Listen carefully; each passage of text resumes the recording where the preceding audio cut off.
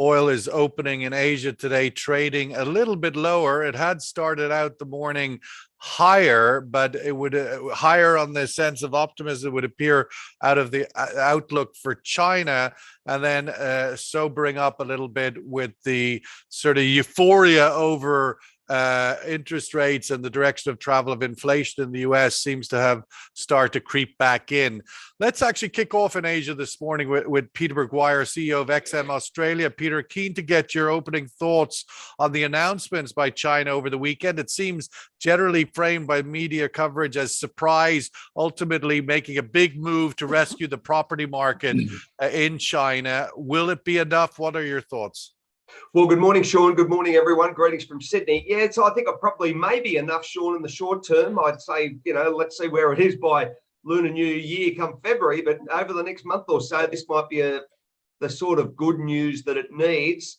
We saw that strong sell-off as far as US dollar. We've seen equities bid up, and even the CSI 300's up 0.3 today. Choppy days across Asia. But overall, I think this is going to be a good sign for China. It's what it needs, and they might be putting, those COVID lockdowns behind them, and they move on to a new normal, so to speak. Omar Najia, Global Head of Derivatives at BB Energy in Dubai. Omar, is this a change moment on the direction of travel for the market outlook?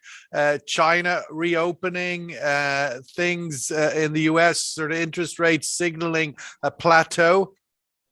Man, I don't know where to start.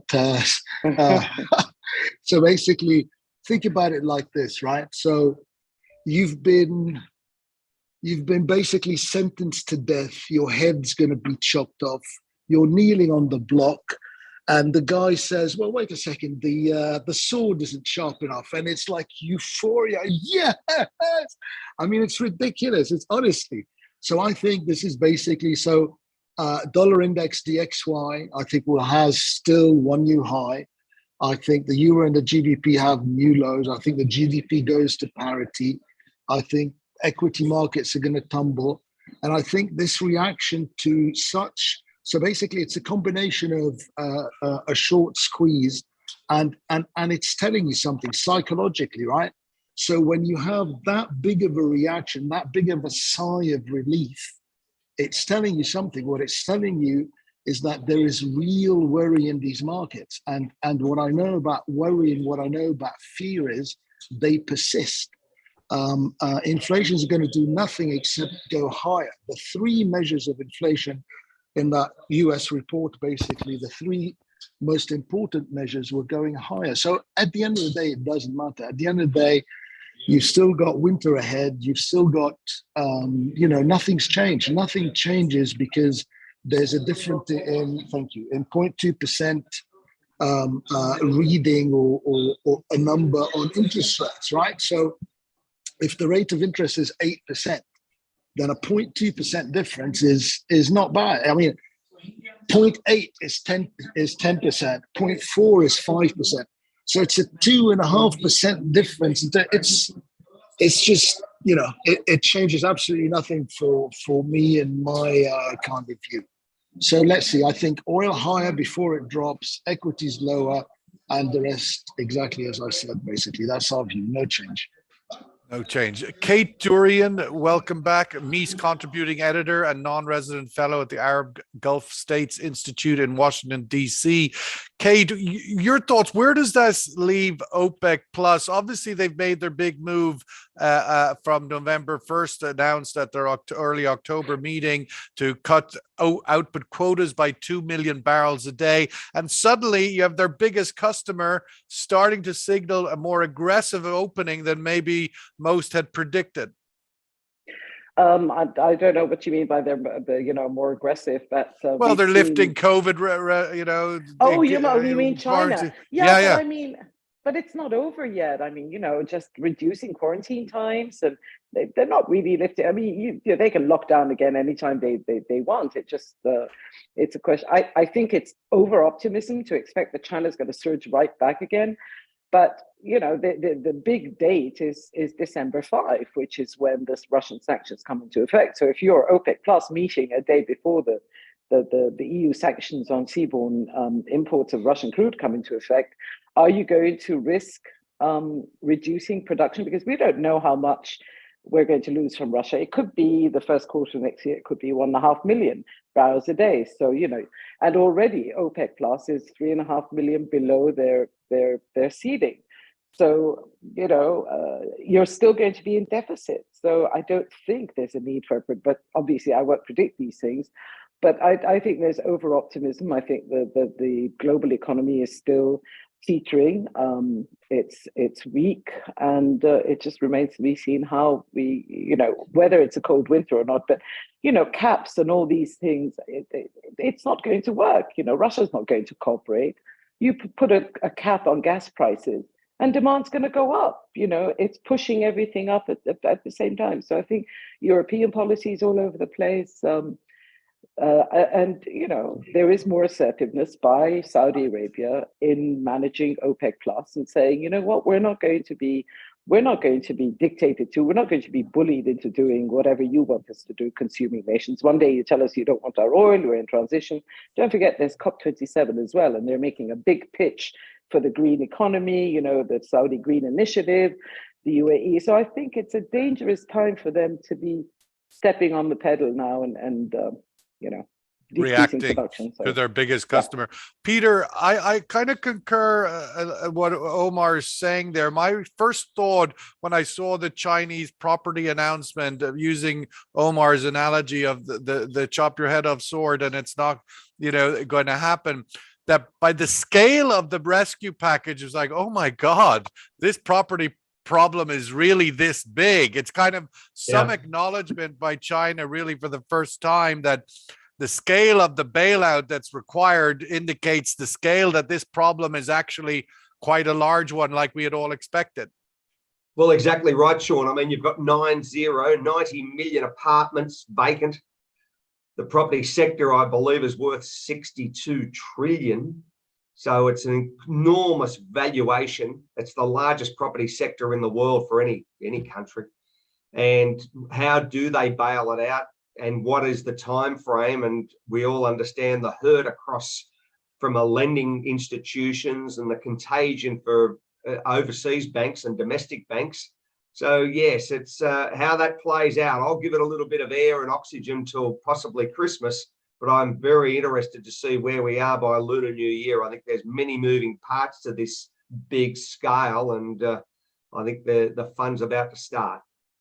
Peter, just to follow up on all things China and Asia today, obviously we have Biden's first meeting with Xi. We've heard even your prime minister mention recently that maybe a meeting with the Chinese would be good. What do you take away from these meetings, and the first one obviously with the two most important men in the world, maybe?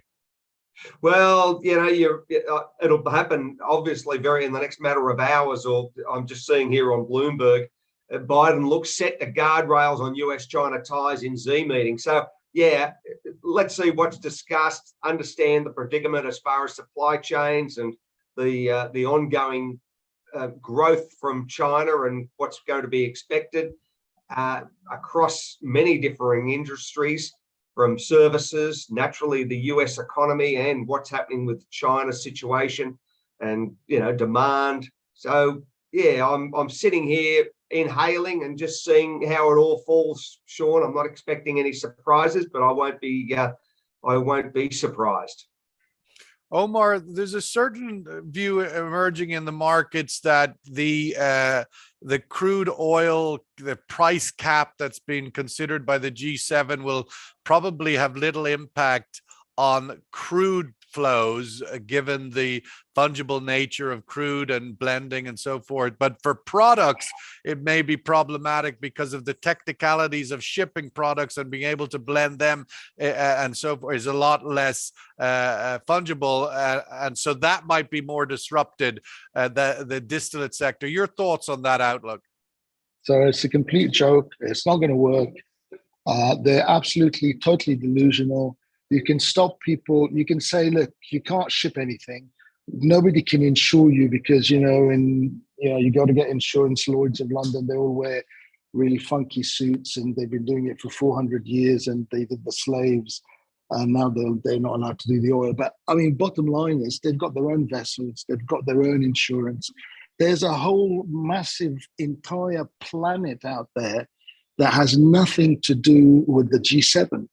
People no longer care. So the G7 can do what they like, they can talk, and that's it. And another thing that I wanted to mention, do you really think that Biden is going to sit down with Xi, and Biden, who can't really read a teleprompter without making, I don't know how many mistakes, he confuses countries, he calls the prime minister of Colombia, the prime minister of I don't know what, he confuses Iran and Iraq and Ukraine and Iraq and Fallujah and Kherson. Do you really think that he is the president of the US and can make policy, can sit down face to face with somebody?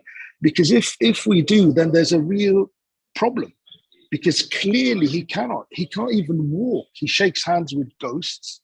So this expectation that somehow he's going to sit down with, Xi, and Xi's going to sit down and basically say, Jesus, this is what. So it's not Biden. Biden might be like a figurehead, a nice, grandfather. Well, unlike Xi, he isn't a dictator and does represent a government with multiple parties and branches of government. And Xi is ultimately a full dictator and only has to answer to himself. That is a fundamental difference. He has accountability. So of course, he's not a king. He's one branch of government. Yeah, let's assume that what you say is right. Let's assume basically that Xi is a dictator, evil person, hates democracy. No, it's not an evil or not evil. It's a political structure. He is the king of China. President Biden is one of the branches of government in America. Do you think that President Biden actually makes any decision about anything? Do you think that out of the 100 presidential decrees that he signed, do you think he actually wrote or understand any of them? Any of them? Well, I mean, because if you do, then that's a hypothetical. Of course, I would be of the view that the president of the United States has some understanding of the documents he's signing, and that he has some vision for his government. And I think ultimately, Kate, I mean, the idea, and it's worth bringing up, I suppose, into the conversation, that Biden and his party has just had what is generally regarded as a major success in U.S. elections. And from a point of view of OPEC plus or the Saudi Middle East relationship, that does it have an impact on that? Does it play globally his apparent, defying historical reference that the sort of president's party gets shellacked in the midterms? Oh God, I don't know. I mean, I think that the confrontational relationship is still there between the US and Saudi Arabia. I mean, if you saw what the foreign minister of Saudi said yesterday about the hypocrisy of the West and the hypocrisy of the US, basically directed at the US, saying, you're just delusional when it comes to energy policy. But I think, to go back to the meeting with Xi, I think, yes, Biden is a bit out of it. But so was Trump. I mean, Donald Trump had no idea of history, geography. I don't think he could point to a map and tell you where the Western Sahara is when he recognized Moroccan sovereignty over it. And in fact, apparently he didn't. So I think it's the entourage. It's the people around them who are going to be negotiating. And at least in this case, there will be translators and there will be officials in the room. But I don't think Biden, Washington, the officials actually expect that there's going to be a breakthrough with China. I think the term they use is to sort of have a floor in relationships, i.e. not to sink any further. And of course, it has implications for, China had been buying US LNG, even at the height of the trade war under Trump, they were still buying US LNG, and the US is now, I think, going to be exporting even more in the years ahead, and China's going to need more and more gas. So I think, in the US, I think the elections were over, people voted over issues, single issues, as opposed to, and they voted for the better candidates, because let's face it, the Republicans really didn't have the best candidates. But again, I think in the Middle East in general, they had a better relationship with the Trump administration. And let's not forget the Abraham Accords came to be during the Trump administration. So the preference may be, but those reports that the US had asked OPEC Plus to delay the agreement on cutting production. That's caused a lot of friction. I don't think it's going to go away anytime soon. And let's not forget, China is a big market for Saudi oil. We've seen reductions in Chinese demand for Saudi oil. So, there is a bit of competition between discounted Russian crude and Saudi Arabia, which was the biggest supplier which is still the biggest supplier to Asia. So I think the market is being dislocated. We're seeing a lot of flows going in different directions. Once the sanctions come into effect, it remains to be seen what happens. But the whole idea of the price cap is that you can get insured, you can get the tankers so long as you sell at the cap. But I don't think it's going to work, because I think Putin has already said he's not going to cooperate with any country that applies the price cap. Peter, the other story that's sort of bouncing around over the last few days that has kind of where everybody seemed to be on the same page, i.e. Fed rate trajectory. Now, after the inflation figure of last week, which obviously Omar referenced in his earlier comment, there's kind of been a disconnect. The market's read it, though, the world is back to the party. In essence, the Fed, seems to have to try and pull it back a bit. What's your read coming into the beginning of this week now, with where the Fed and the sort of monetary policy globally is vis-a-vis the direction of travel? Well, I think, Sean, you've got to look at what's happening this week as far as reads. We've got China CPI stats, for Japan out Friday. You've got UK inflation tipped to hit 11% this week. So we've got, and China and Japan numbers this week, US retail sales. So all of that, and there's a lot of big points. Now, as Omar said, it's eased below 8%. The US dollar's tumbled, stocks are up, but the mood on the street is still 50 basis points, and maybe the Fed's going to be a little bit less aggressive with those big hits of 75, and they may tail it back. But we'll just have to see where December's read is and what happens over the next matter of weeks as far as Eurozone and many other countries reporting their CPI. So if energy prices creep back up and they breach that 100, then as far as the cost and inflation, it's going to ratchet it back up, and that seems to be everyone's nightmare. Omar, on that point, the sort of direction of travel for prices, we're seeing this kind of slight tight band movement in up and down in the 90s, but generally sort of locked in that sort of plus or minus on 95 on Brent at least. What do you think shifts it out of that sort of tight band to get to that sort of one last high or one last push above 100? Is there an event? Is there a trend? What brings it into that sort of last peak, if you like? Yeah, so basically what happens is, let's say 10 people, 5 of them are buying, 5 of them are selling, goes a little bit up, it goes a little bit down, nothing's happening, markets go sideways, and that's what we have now.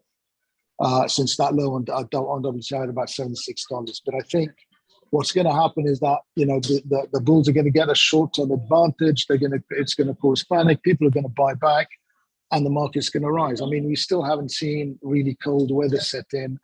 We still haven't seen any kind of stress, so to speak. But I think that's coming. So I think prices will push up, and I think markets need to kind of struggle. You need to have like winners, you need to have losers. So I don't believe that this market is just going to die kind of slowly and drift lower. So I think it's got to pop up. And once it pops up, then the knives go in, and then they absolutely slaughter it. So and the same with equities. You've had a nice little pop up, delusions coming in. Okay, it's going to be new highs. Everything's going to be okay. Let's buy some. I don't know. Well, that's the bottom. The bottom's in. Everything's going to be okay. And I think, that's when they stick the knife in, and off we go to the races to the downside. And what I'm really interested in is to see, maybe for the first time ever, it'll be quite amazing if we see basically crude move, let's say $10 a barrel higher, while you see basically equity markets create or set new lows. So it's going to be very, very interesting to see whether, I don't know if it's going to be OPEC Plus says something, or the price cap does something else, or whatever they'll say is the cause. It'll be very interesting because I've never seen that before. I've never seen oil go one way and equities go the other. But I think maybe we'll see that this time. Kate, where do we see now with the winter outlook for Europe not appearing as of yet, at least, to be a major stress? Natural gas prices are dropping quite significantly over the last period of months. So the crossover to oil, to liquids for power generation, is that going to taper with the price of gas dropping, or where do you see those issues in Europe moving? Yes, I mean, one of the reasons for the strength in crude oil sort of demand was the fuel switching from gas, which was very expensive. I mean, Europe seems to be okay for this winter because they've got enough storage. They're importing more LNG, but the problem with Europe is they don't have the infrastructure to import more. You know, you've got tankers waiting offshore Spain, waiting to unload, and even, you know, you don't have enough storage, you don't have the infrastructure to move it around. So, but we're okay for now. I think next winter may be difficult because there's going to be less gas around. There isn't new supply coming online. So you're going to have to make up quite a lot of supply. You know, don't forget, Russia was exporting 140, 150 million cubic meters of gas, mainly pipeline gas. So it's probably going to, you know, the winter is fine. We've got storage at over 90%. Germany's getting more LNG, floating LNG, receiving terminals. But I think the policy is still fragmented, so we don't really know how, you know, if you get supply cuts. I mean, at the moment, Europe is getting only about 20% of Russian gas supply. So if you get the interruption from Ukraine, maybe not deliberately, but because there's been so many attacks on infrastructure, that it would really put Europe in a very difficult position at being unable to fill up storage for next winter. Let's get the survey question before. I want to get the panel's view as a last comment on whether we are in the Ukraine endgame and what that could mean. But the question, the polling question today is, will China's sweeping rescue package of its property sector remove the drag it has on GDP growth, on China's GDP growth? Is it sufficient? Will this be the silver bullet to take care of this very large problem and allow China to move forward? Yes or no? I haven't put a sort of, maybe, kind of, will a little bit, but just in the yes or no zone.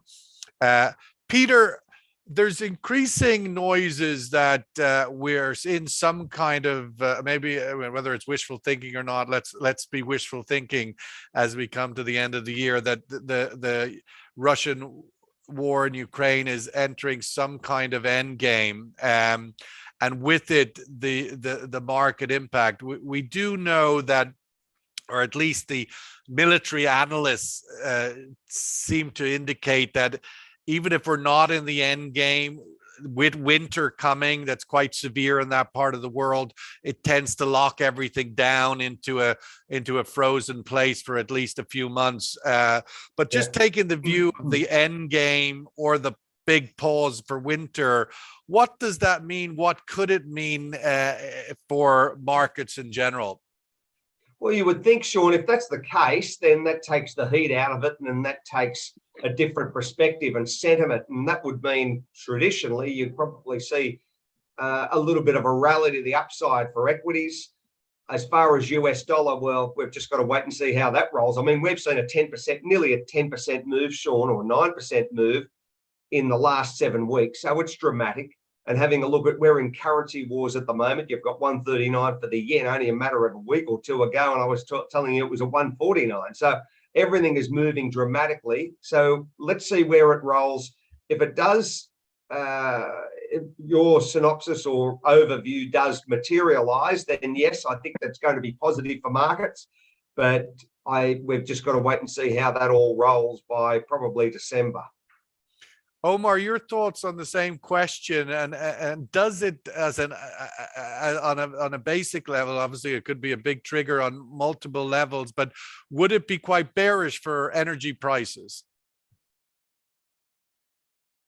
I don't think specifically anything to do with China this property market is going to be, you know, No, but bullish or bearish. sorry, the Ukraine end game. If we were to get into an end game for the Ukraine conflict, would that, you know, what is that outlook from your perspective? And if it was to move in that direction, the impact for So markets?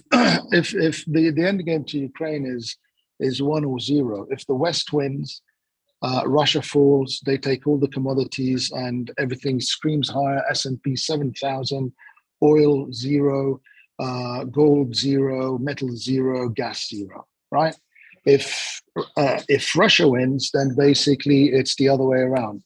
Inflation plus plus plus, oil plus plus plus, equity 0 0 0, and that's it. So it's a winner take all kind of market. You have to understand that these markets in general are, you know, it's basically the West that is benefiting from low prices because they kind of they add quote unquote value, right? So they take gas and they make a BMW out of it, right? The gas is cheap, the BMW is expensive, and they make that margin, right? So that's either going to be still stay the same, in which case Germany prospers, all this kind of stuff, or not. And I have a very strong feeling that it's going to be or not. Just by looking at the, you know, caliber of politician that we have now. I mean, you know, it's quite amazing. I mean, you know, if you just look, you know, you had Biden, then before that you had Trump, and you had Liz Truss, and you had Sunak, and you had Boris Johnson. I mean, you know, if that's not telling you that stuff is kind of going the other way, then I don't know what would, because it's the country gets the prime minister that the people deserve or vote for, right? This is the kind of mirror, right? So the mirror to UK society is Bojo, Liz Truss, and now Rishi Sunak. And the mirror to the US is, you know, Donald Trump or Biden. And I think the thing about the elections in the US is that what it's showing is it's like 50-50. It's like 50% hate the other 50%, who hate the other 50%, and it's never going to come together. So once there's no outlook from your perspective where the Ukraine conflict can sort of fizzle out into nobody really wins, nobody really loses. Obviously, Ukraine loses because half their country's blown up, but ultimately, from a Russia point of view, West point of view, it can kind of fudge its way to an end of that was a bit of a mistake. Right? No. Russia for Russia, basically, the reason they went in is not because it's you know, a bit of a mistake or not or whatever. It's because they think that having Ukraine on their borders, having NATO there, whatever, nuclear, whatever, is a threat to Russian national security. It's the same like as if, you know, Russia is in Mexico. It's no different. So for them, it's an existential threat.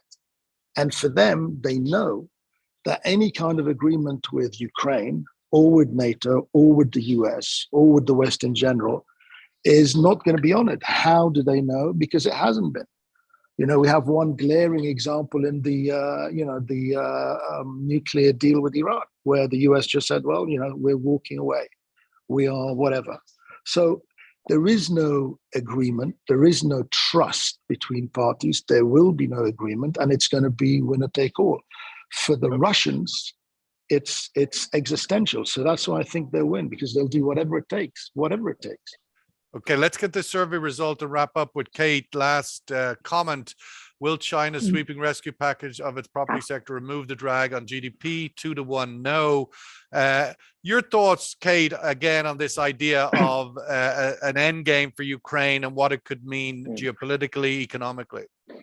I mean, I don't agree. I think it was the Russian invasion, you know, all-out invasion was more an expansionist, you know, restoration of the former Soviet Union type of adventure. But if the war ends today and Putin is still in power, I don't think we're going to go back to the status quo. I think things are going to change. I think Europe has learned now its lesson, particularly Germany.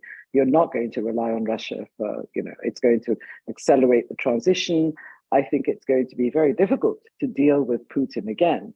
on the same terms. So I think, and whether his withdrawal, the withdrawal of troops and so on, was actually strategic in order to, to remobilize and go somewhere, we don't really know. So I think, yes, it looks as if it might be the end game, but I don't think we're ever going to go back to the status quo. And I think that's where you can't really guarantee that we are going to have, flows of oil and gas, because don't forget, once the sanctions come into effect, we don't know what impact it's going to have on Russian fields. There are thousands of them. It's not like the Middle East where you have, a few big, huge mega fields that are producing oil. In Russia, you can have impact, they can freeze over, you can have high water cuts. There's all kinds of things that can happen that could actually reduce in the future Russian production capacity. Well, I think it's certainly an interesting thing to consider, the Ukraine endgame, because obviously we hope it comes at some point. When is the question? And there's interesting comments by the Chinese premier today in Asia, sort of criticizing the talk of nuclear weaponry being considered as a weapon of conflict in Ukraine, and that sort of little sort of signals of let's get to the other side of this. You would think that the Biden-Xi meeting today, while maybe whatever we get in public, but it's the optics of it are, one would think, playing more to the likelihood of how do we get to an end game than how do we make this worse. At least that's how it seems to me. Timing, of course, is the unknown, but worth looking at and starting to position for ultimately, depending on what your investment horizons are. Peter McGuire, as always, awesome to have you this afternoon in Australia.